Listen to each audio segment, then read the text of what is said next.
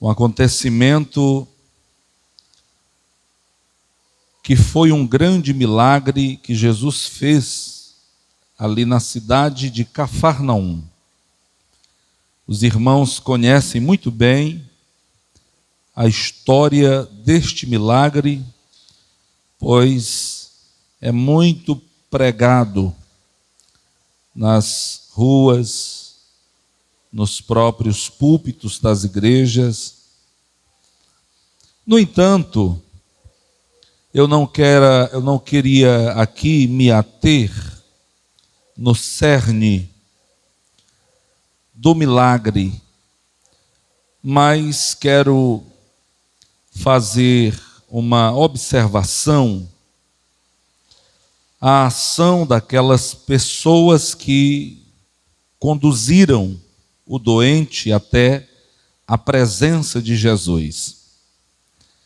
Quando nós lemos este texto e quando os pregadores vão discorrer sobre este texto,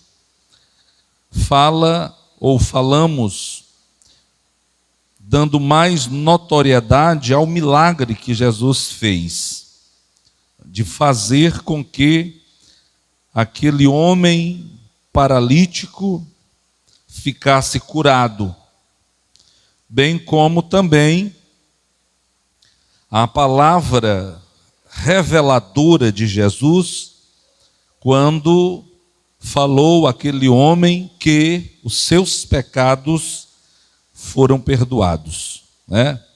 São dois momentos impactantes, importantes, que nós geralmente costumamos fazer mais notório.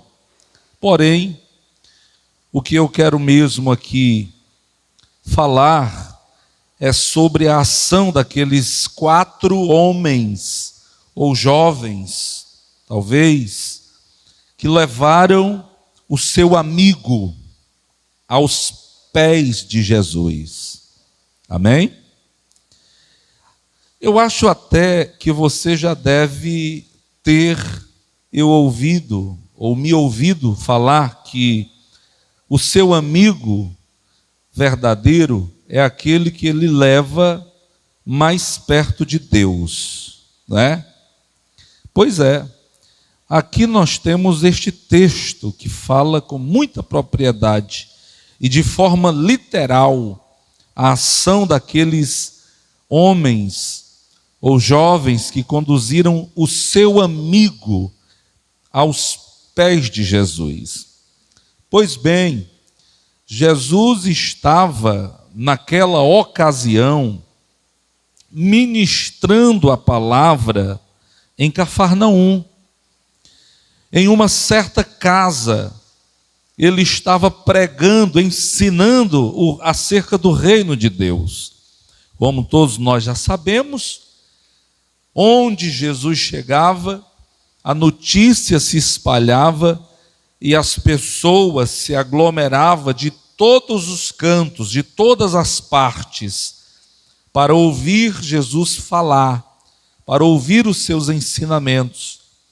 E nesta ocasião nós temos este relato em que a própria casa ficou superlotada de pessoas que queriam ouvir Jesus, de sorte que nem se podia entrar naquela casa nem pela porta, né, e nem pela janela, porque as pessoas estavam realmente aglomeradas.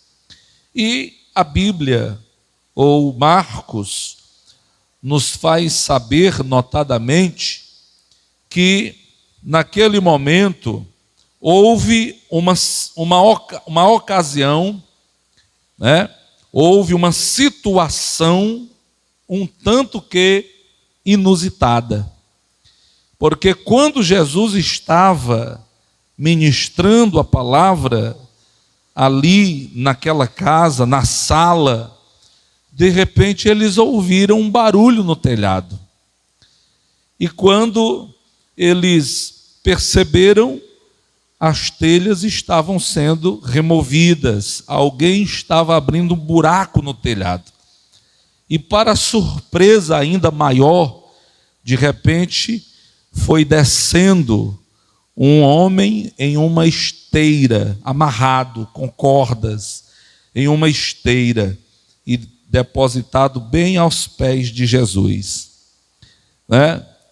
Jesus viu aquela situação e ele olhou para o homem e lhe perdoou os pecados, que é o que nós podemos dizer o maior milagre que nós recebemos da parte de Deus. É a maior bênção que nós recebemos da parte de Deus, é ter os nossos pecados perdoados. As pessoas que estavam ali, segundo Marcos, que percebeu que Jesus conheceu que eles estavam murmurando no coração, dizendo: ora, quem é que pode perdoar pecados senão Deus? Eles estavam certos, eles não estavam errados, porque ninguém pode perdoar pecado senão o próprio Deus, A questão é que eles não conheciam que Jesus era o próprio Deus, e ainda não tinham aceitado que Jesus era o próprio Deus. Por isso que eles estavam murmurando no coração. Ao contrário dos seus apóstolos que ali estavam, que já havia reconhecido a autoridade do Mestre, eles, na verdade, se alegraram com uma revelação daquela, de ver Deus agindo em favor de um homem, perdoando os pecados de um homem. Aí Jesus, quando conheceu que eles estavam questionando aquela autoridade que ele tinha de perdoar pecados, falou-lhes abertamente: o que para vocês seria mais difícil? Dizer: perdoados estão os teus pecados? Ou dizer: levanta-te e anda? Aí o ministério de Jesus, ele foi marcado com poder, com sinais, com autoridade na sua palavra de ordem. Aí, para que aquelas pessoas pudessem ter a certeza de que Jesus tinha o poder de perdoar os pecados, ele operou o milagre. Aí então ele olhou para o paralítico e disse: levanta, toma a tua cama e anda agora. E assim aconteceu. Aí houve um grande tumulto, Pois bem, mas na verdade, irmãos, como disse, o que eu quero mesmo me ater, ou fazer aqui uma breve reflexão, é sobre a ação daqueles amigos que levaram o paralítico aos pés de Jesus. Os seus amigos de verdade são aqueles que te conduzem à presença de Deus, são aqueles que te aproximam de Deus, como a exemplo destes que levaram seu amigo aos pés de Jesus.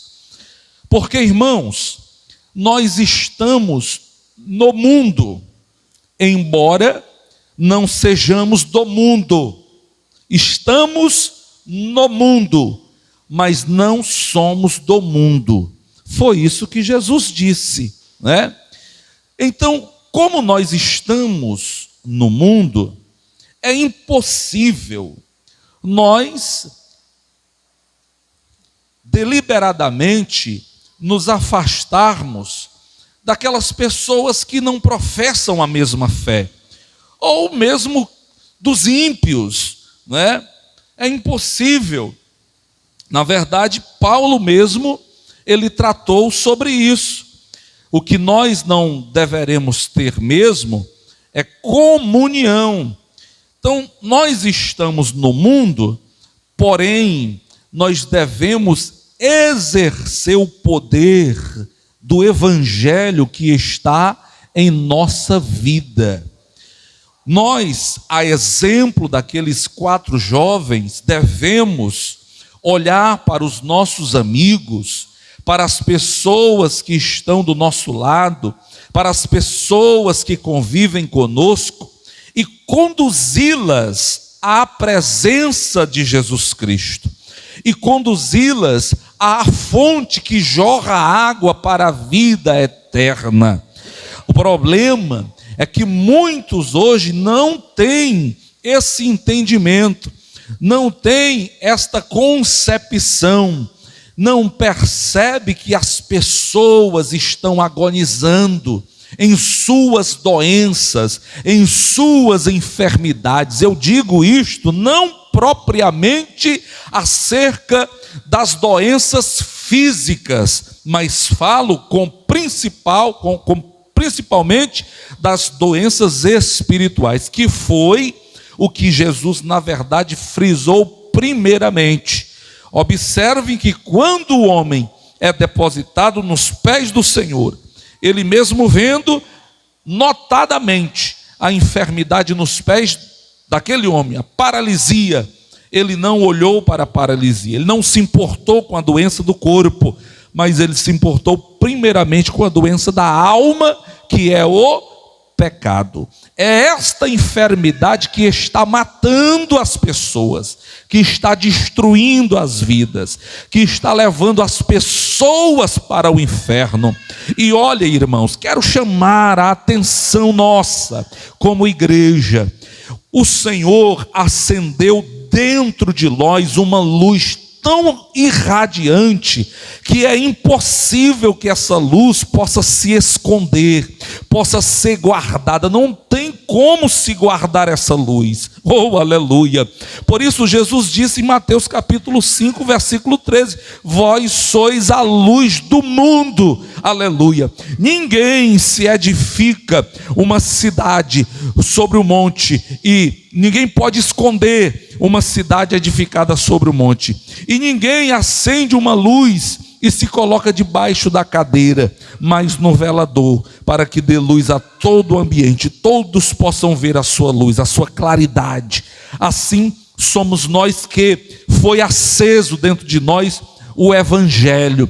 Há muitas pessoas que estão nas trevas, que estão enfermas pelo pecado, doentes, estão caminhando rapidamente para a destruição eterna, para o fogo eterno, estão caminhando rapidamente para o inferno, e nós não estamos fazendo nada, você não está fazendo nada. Se nós estamos observando tais pessoas, que muitas das vezes são entes queridos, são amigos, são pessoas que estão perto de nós, e não fazemos nada, nós estamos cometendo um pecado gravíssimo.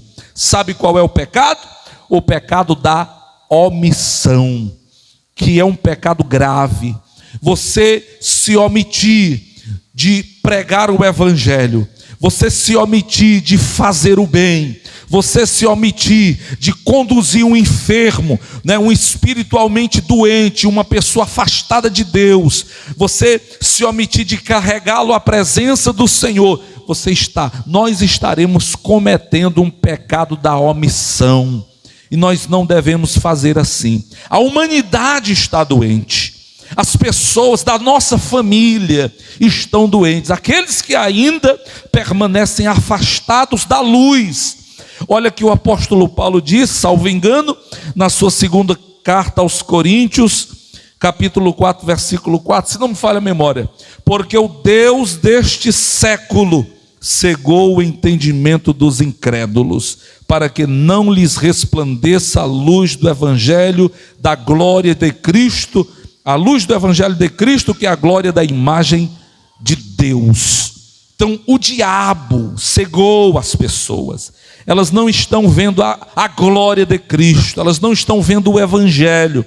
Agora, uma vez que esta glória foi acesa em nós, esta luz foi acesa em nós. Nós precisamos, a exemplo desses 4 jovens, levar as pessoas a Cristo, conduzir as pessoas a essa luz, a luz do mundo, aleluia. Nós não poderemos ficar de braços cruzados, vendo as pessoas agonizarem, vendo as pessoas morrerem de depressão, morrerem de ansiedade, morrerem de medo, síndromes, verem as pessoas morrerem praticando o pecado. Nós, como luz, precisamos fazer essas pessoas enxergar a Cristo, aleluia, porque se nós conduzirmos essas pessoas à presença de Cristo, Ele vai perdoá-las, aleluia. Nós não podemos perdoar pecados, mas Ele vai perdoá-las, porque Jesus, Ele disse que todos aqueles que vinham a Ele, de maneira nenhuma Ele os lançaria fora. Nós conhecemos o caminho, Ele é o caminho. Nós conhecemos a cura, Ele é a cura. Nós conhecemos a luz, Ele é a luz. Nós conhecemos o alimento, Ele é o pão. Nós conhecemos a vida, Ele é a vida.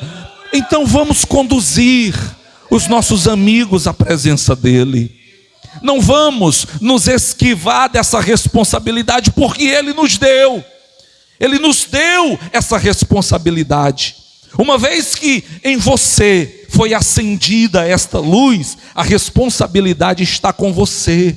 Jesus disse para que nós possamos reproduzir a sua mensagem, para que nós possamos pregar a sua mensagem a toda criatura. A responsabilidade é nossa. Não se esquive, não deixe de falar do amor de Deus. Às vezes pode ser a última chance daquela pessoa para ouvir a mensagem do Evangelho e ela se arrepender no coração e você entregar ela ou depositar ela aos pés do Senhor Jesus Cristo. Você tem o ministério da reconciliação, porque eu preciso que você guarde isso no seu coração, para que você entenda que você tem o ministério da reconciliação. Não é só o pastor da igreja que pode orar por alguém aceitando a Jesus. Não são apenas os obreiros. Você pode fazer isso. Até uma criança pode fazer isso, porque ela tem o Espírito Santo de Deus e o ministério da reconciliação. Aleluia. Você pode orar por alguém que se arrependeu. Quantas vezes? Eu já vi isso. Vídeos de pessoas que estão na última hora. Às vezes porque sofreu um acidente, ou às vezes porque está em uma doença em estado terminal, e chega alguém ali e prega-lhes o Evangelho, anuncia Jesus Cristo, pergunta se ela quer aceitar a Jesus como Senhor e Salvador da vida, e ela estará sendo perdoada os seus pecados, e ela diz sim, é tudo o que eu quero, e ali ele ora, e Jesus está com as mãos estendidas dizendo: perdoados são os teus pecados. Aleluia! Agora por quê que aquele homem teve os seus pecados perdoados? Por quê, irmãos? Por quê? Porque alguém levou ele à presença de Jesus. É muito forte isso, não é? Tem alguém que está sintonizado com a mensagem. Por que que ele foi curado? Por que que ele foi agraciado pelo poder de Deus? Por que que a glória de Deus se manifestou na vida dele? Porque alguém o conduziu à presença de Jesus. Viu? Ele era impossibilitado de andar. Ele tinha suas limitações, mas ele pôde desfrutar, ele pôde gozar de boas amizades. E a melhor das amizades são aquelas que te levam à presença de Jesus. Aleluia! Oh, glória! Glória a Deus! Tenhamos esse discernimento, né? Percebamos quem são as pessoas que estão ao nosso redor e estão doentes, e estão precisando vir a Cristo. Nós somos a igreja viva. Nós somos a igreja pensante. Nós somos a igreja usada pelo Espírito Santo de Deus. Nós não estamos parados. Nós não estamos inertes, nós estamos vivos e estamos atuantes. É bem verdade que alguns, e outros, estão apagados ou mornos, mas eu creio na ação do Espírito Santo sobre esta casa. Aleluia! Eu creio, irmãos, porque Deus está nesta casa, Deus está no meio do seu povo, aleluia. E sabe o que me conforta, irmãos, como pastor de igreja, é que no meio do povo há sempre aqueles remanescentes, aqueles que permanecem fiéis aos princípios, aqueles que não baixam a guarda, aqueles que se permanecem íntegros, aqueles que não deixam o fogo se apagar, aqueles que estão sempre orando pela igreja e acreditando que a igreja vai triunfar, porque ela é obra do Espírito Santo de Deus. Aleluia! Há sempre os remanescentes, há sempre aqueles, irmãos, que não voltam para trás, que não desviam o seu caminho, mas permanecem fiéis, não é? É por isso que a igreja não se acaba, é por isso que a igreja não vai fechar as portas, porque há os remanescentes, não é? São esses remanescentes que está sustentando a casa, a obra, né? Que está orando, que está fazendo acontecer. E eu oro para que Deus desperte toda a igreja, desde a criança até o ancião, para que nós também, para que todos também possam experimentar deste avivamento, deste Espírito atuante que está sobre a nossa vida. Nós temos uma responsabilidade. Nós somos os missionários da última hora. Vamos conduzir as pessoas à presença de Jesus. Oh, aleluia! Irmãos, não tem nada mais importante nesta vida, não existe nada mais precioso nesta vida do que você ver alguém se converter a Cristo. Porque, queridos, todos os recursos desta terra ficarão nesta terra.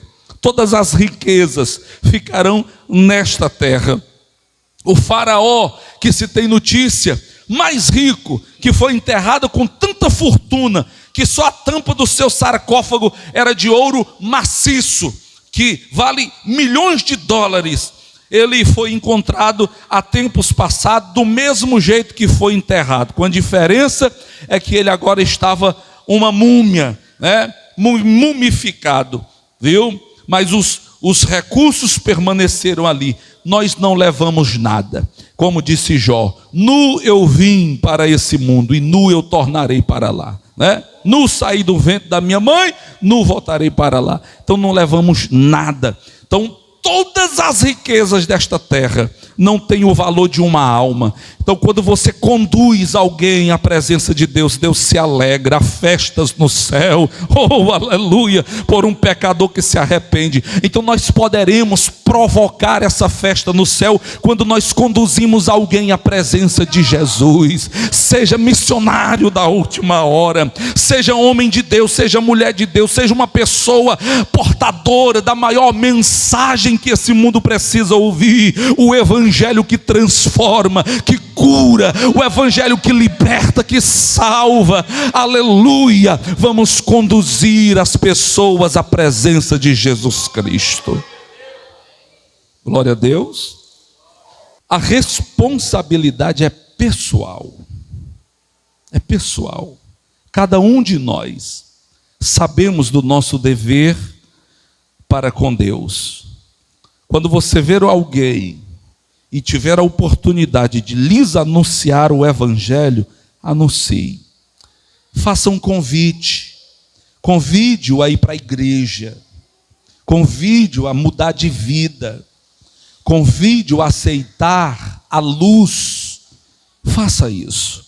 Se você fizer assim, você vai estar cumprindo a missão que lhe foi dada pelo Rei, pelo nosso Senhor Jesus. Amém, irmãos? Eu quero ser Senhor amado, como um vaso nas mãos. Fique de pé. Quero